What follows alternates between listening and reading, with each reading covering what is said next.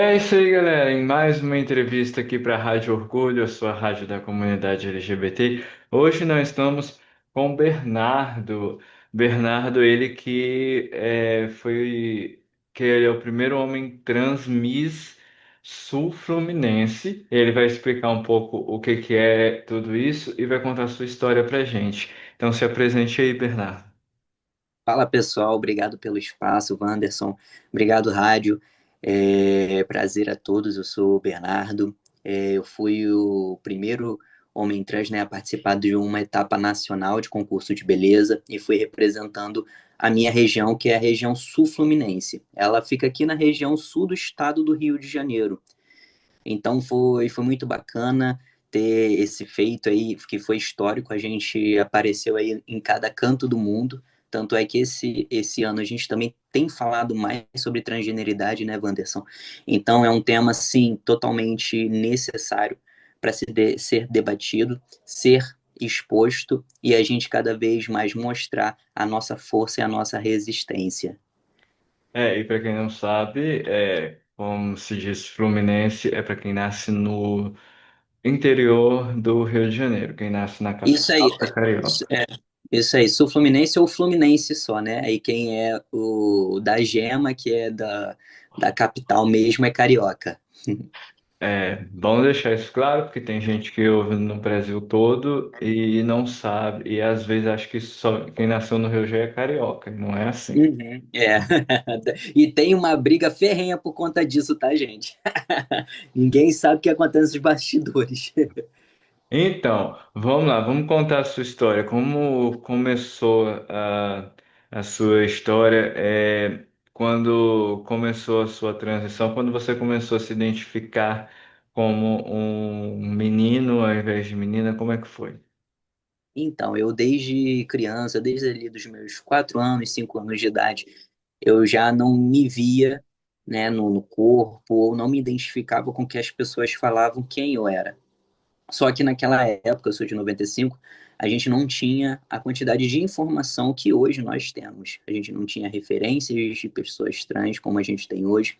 Então, foi um pouquinho difícil também para minha família e passar esse conhecimento. Então, enquanto isso, eu fui vivendo enquanto Yasmin até os meus 23 anos de idade, que foi a partir daí tendo maturidade, tendo profissionais também que eu busquei, profissionais de saúde, psicólogo, endocrinologista, ter conhecimento realmente mais sobre o que é transgeneridade e quem eu sou, foi que eu iniciei a transição e a hormonioterapia. São duas coisas que eu acredito que sejam diferentes, tá, Wanderson? A transição, que as pessoas acreditam que a transição ela inicia quando você inicia a hormonioterapia, sendo que não é assim, porque tem muitos homens trans também que optam em não realizar hormonioterapia e nem por isso também eles passam por uma transição. Então, o que eu acredito de transição seria quando você começa a viver o seu mundo. Como assim? Por exemplo, a minha transição começou quando eu cortei o meu cabelo, quando eu comecei a realmente ter os jeitos do Bernardo. Cortar o cabelo, mudar o guarda-roupa, poder ser eu, né? Me sentir mais eu e livre para ser quem eu sou. Então, acredito que a minha transição foi exatamente essa.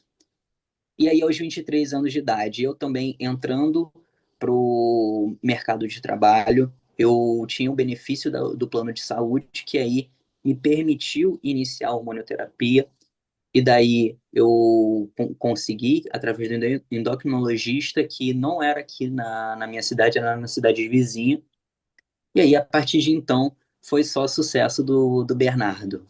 Tracei, né, e traço até hoje uns sonhos que não é só dele, mas da Yasmin, quando ela tinha, desde criancinha, quando ela pensava assim, pô, se eu fosse um menino, como que eu gostaria de ser? O que que eu gostaria de fazer? Então, hoje eu digo que eu sou dois. Tanto os meus pensamentos, as minhas realizações, quanto as realizações dela. É isso. E quando você começou a transição, como é que foi a aceitação da família, dos amigos? Show. Quando eu tinha 14 anos, eu sabia que a minha orientação sexual era lésbica. Gostava, sempre me atraí por meninas. E nesse primeiro momento, quando eu falei com os meus pais, teve uma resistência, mas assim, acredito muito que foi por conta do meio em que a gente se encontrava, exatamente pela falta de informação, eles não sabiam, e o medo que eles tinham também do que a sociedade poderia fazer comigo. E sem contar que o meu pai, que é o meu padrasto, mas eu considero muito ele como meu pai, porque ele me criou desde os 7 anos, ele que me mostrou realmente o que é um verdadeiro amor. Ele superou exatamente essa cultura que a gente vê antiga do militarismo e do conservadorismo. Então, para ele foi um pouquinho difícil, mas respeitei o tempo dos dois e fui mostrando para eles que estava tudo bem eu ser quem eu era na época. E aí, com o passar do tempo, me posicionei como um homem trans para minha família. Mais uma vez, meu pai, ele teve um pouquinho de resistência, sim, por falta de conhecimento, por medo, essas coisas e tal. E as pessoas também passam pela cabeça delas que a transição é algo muito radical.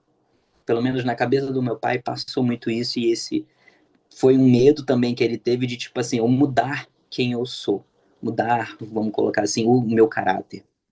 E aí teve um momento em que a minha tia, que é a irmã dele, parou para conversar com ele a respeito disso e virou e falou o seguinte: por que que você tá com medo e por que que você tá tão resistente com ele, se ele sempre foi essa pessoa que hoje ele é? Ele só hoje ele tá tendo a oportunidade de realmente ser livre e poder ser quem ele é. É só isso. Você não precisa se preocupar, você não precisa se preocupar com a sua educação que você deu para ele durante todo esse tempo, porque sempre estará com ele. O que ele realmente quer agora é somente ser ele. Então, a partir dessa mensagem da minha tia, meu pai ele foi me olhando com outros olhos, com olhos mais calmos, né? Porque eu acredito que o pai ele só se preocupa. É muita preocupação para a cabeça deles. Não é falta de amor, é só preocupação mesmo. Então hoje meus pais eles super me amam, super me apoiam em tudo que eu faço. E é o que eu também quero mostrar para o mundo, né, Wanderson? Todos nós precisamos de apoio. A comunidade LGBT precisa de apoio.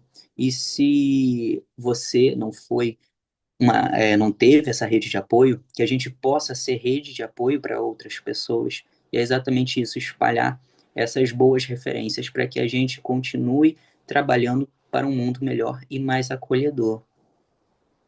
E como é que foi a escolha desse nome, Bernardo, e por quê? Então, Bernardo, vou te contar que eu sempre achei esse nome muito bonito. A questão foi que eu também fui bem estratégico. Por quê? Quando eu comecei a faculdade de educação física, eu tinha um rosto mais juvenil, mais de bebê mesmo, sabe? Eu tenho uma idade, mas ela nunca aparentou ser aquela idade, sempre inferior.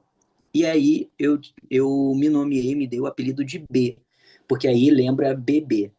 Só que aí eu também tive a estratégia de usar o B, porque no momento em que eu mudasse, fizesse a transição, seria muito mais fácil das pessoas linkarem o B ao Bernardo. Então, só realmente uma estratégia de juntar o útil ao agradável. Certo. E como começou essa história do Miss Trans Fluminense? Como começou, quando surgiu a oportunidade? Isso, show. Então, na verdade, eu já venho participando de concursos de beleza desde 2019, que foi a primeira vez que eu pisei num palco de concurso de beleza. E foi para o concurso estadual do Rio de Janeiro. E aí eu também fui o primeiro homem trans a estar desfilando. Foi aí que também surgiu o Bernardo, figura pública.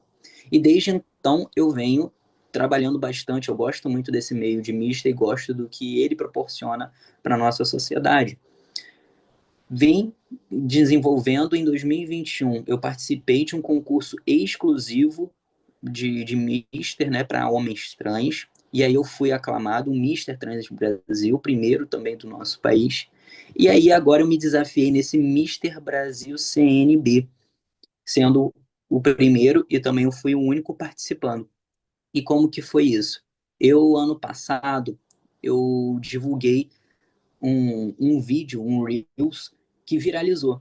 E por meio dessa viralização desse vídeo, eu consegui chamar a atenção de dois organizadores desse concurso que apareceu, me mandou mensagem, falou que eu tenho um perfil de Mister e me convidou para participar desse Mister Brasil CNB. E então pude participar e representar a minha região. Gostei demais, valeu muito a pena a experiência. Eu fiquei entre os 12 mais bonitos do nosso país e acredito também num potencial que a gente levou para a nossa sociedade, mostrar para as pessoas exatamente a nossa força, a nossa resistência, que nós somos necessários em todos os lugares que a gente ocupa. E é, você com certeza deve ser representatividade para muita gente, né? LGBT. Já teve pessoas que entrou em contato com você, falando que se inspirou em você e tal, até hoje? Sim, sim, eu acho muito, muito bacana e isso é um sinal de que a gente também está no caminho certo.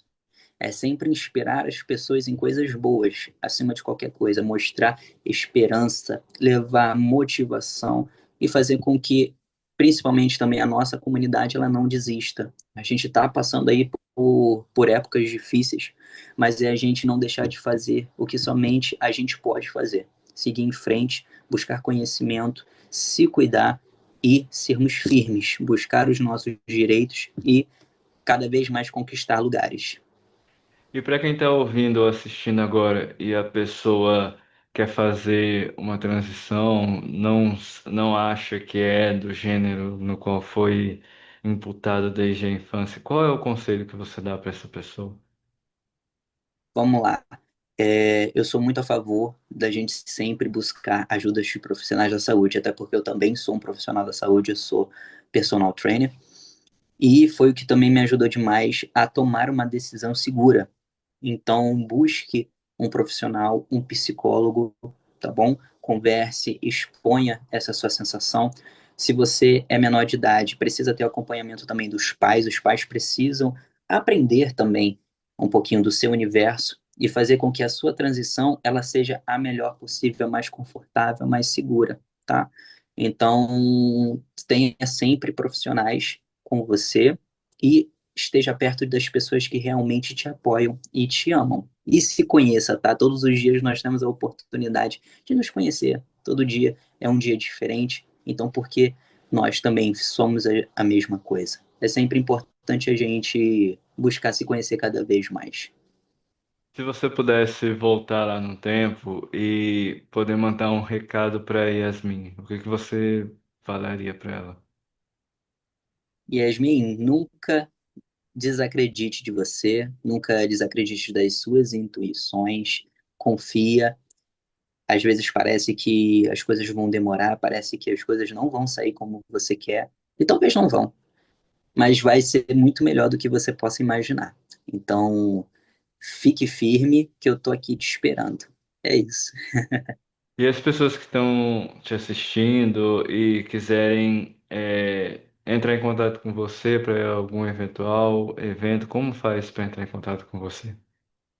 Vocês podem me seguir no meu Instagram. Hoje eu estou investindo bastante, né, no Instagram, falando um pouquinho do meu dia a dia, da forma como eu penso, divulgando também o meu trabalho como personal trainer.